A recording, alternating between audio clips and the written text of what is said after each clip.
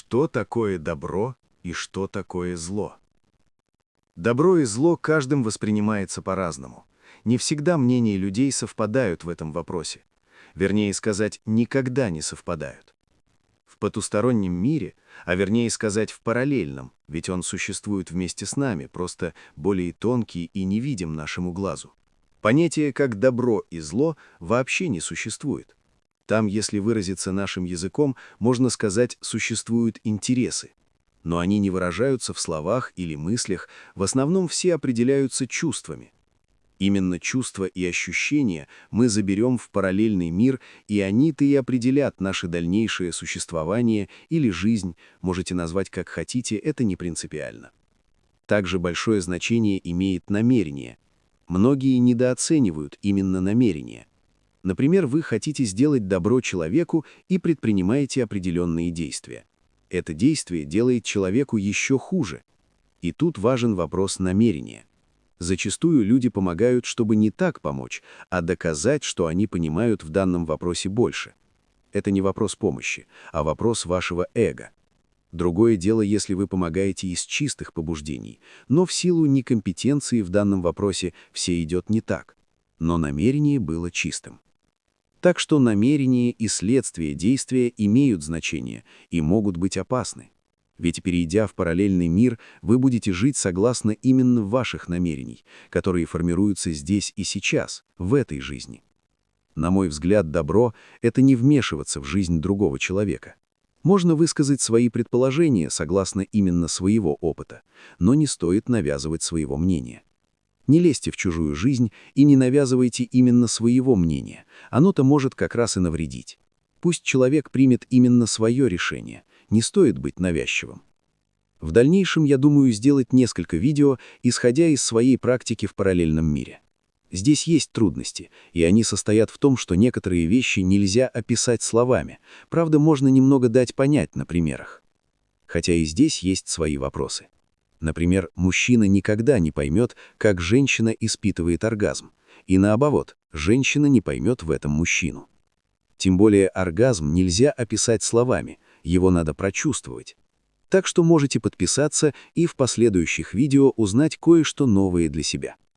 Теперь давайте посмотрим, как и кто определял добро и зло, и что имел в виду под этими двумя действиями. Это и религия, и общество. Ведь от этого во многом будет зависеть и наше будущее. Вопрос о природе добра и зла принадлежит к числу древнейших и одновременно вечных вопросов, которые человечество задает себе на протяжении всей своей истории. Ответы на него определяли религиозные учения, философские системы, политические режимы. Однако, несмотря на тысячелетия размышлений, единого и окончательного определения этих понятий так и не существует.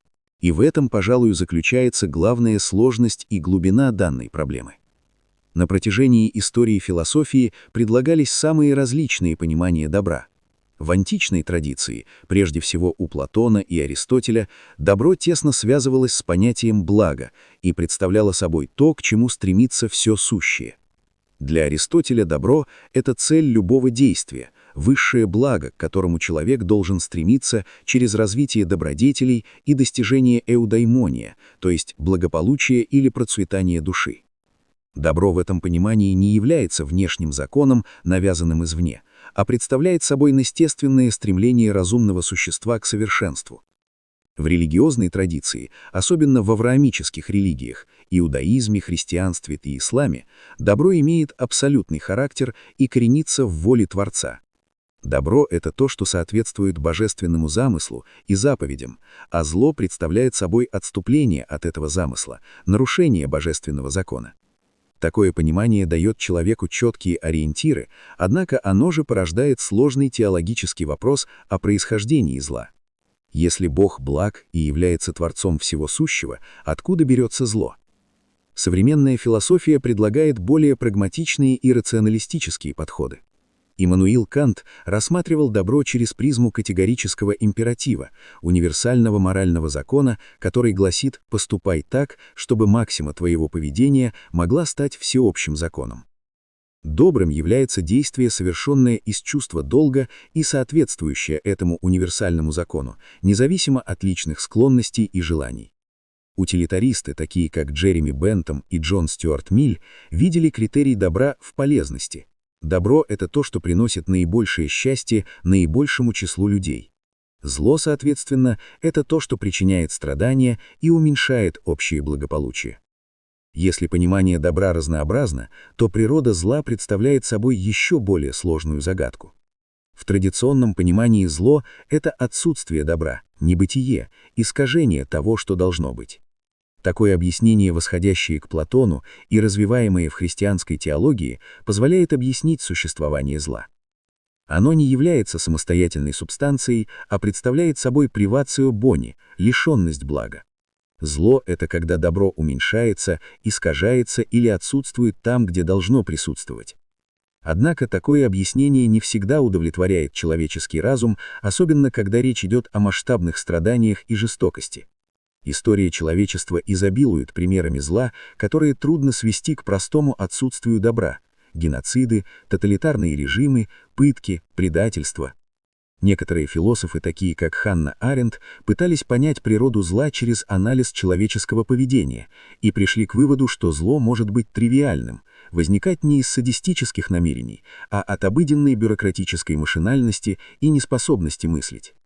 Эйхман, организатор депортации евреев, не был демоническим злодеем в традиционном понимании, он просто выполнял приказы, не задавая вопросов. Психологический подход к злу, разработанный Зигмундом Фрейдом и продолженный его последователями, видит источник зла в деструктивных инстинктах человека, в агрессии и стремлении к смерти, которые присутствуют в каждом из нас. Эрих Фромм различал зло как страсть, стремление к разрушению, которое может стать основной движущей силой личности. Такой взгляд на зло, как встроенную в человеческую природу потенциальность, особенно пугает, поскольку снимает ответственность с внешних сил и помещает ее внутрь каждого из нас. Одна из центральных проблем в споре о добре и зле — вопрос их относительности. Этический релятивизм утверждает, что представления о добре и зле существенно различаются в разных культурах, эпохах и социальных группах. То, что в одном обществе считается добродетелью, в другом может быть пороком. Жертвоприношение было священным ритуалом для ацтеков, а испанских конкистадоров — варварством. Каннибализм практиковался некоторыми народами как часть траура и уважения к умершим, в то время как для большинства современных обществ он — воплощение зла. Однако релятивизм имеет свои ограничения. Антропологические исследования показывают, что существуют определенные моральные универсалии. Почти во всех культурах осуждаются убийства невинных, ложь, причинение вреда детям, предательство.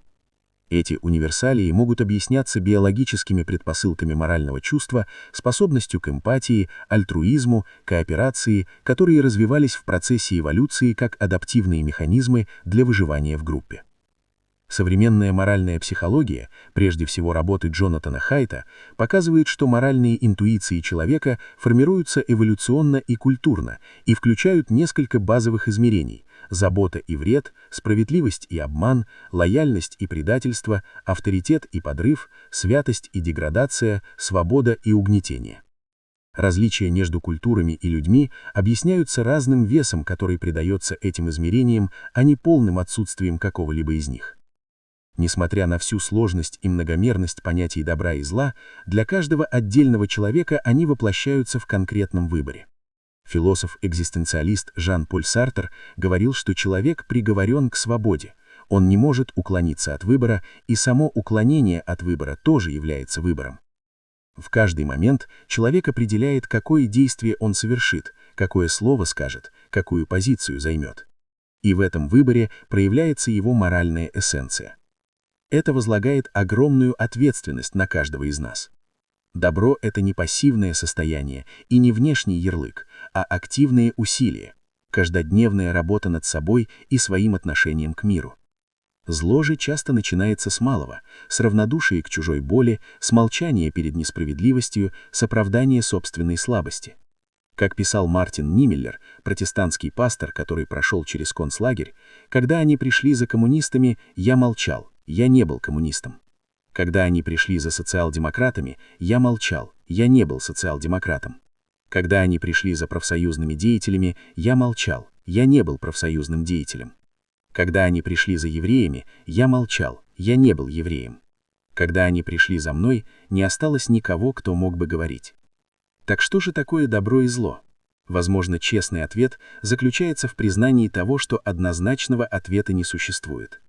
Добро и зло — это одновременно и объективные категории, укорененные в природе разумного существа и законах человеческого общежития, и субъективные понятия, формируемые культурой, историей и личным опытом. Они существуют как идеалы, к которым мы стремимся, и как реальность, с которой мы сталкиваемся каждый день. Может быть, главное не в том, чтобы дать исчерпывающее определение этим понятиям, а в том, чтобы сохранять способность различать их в конкретных ситуациях, не подменять зло добром, а добро лицемерием. И что еще важнее,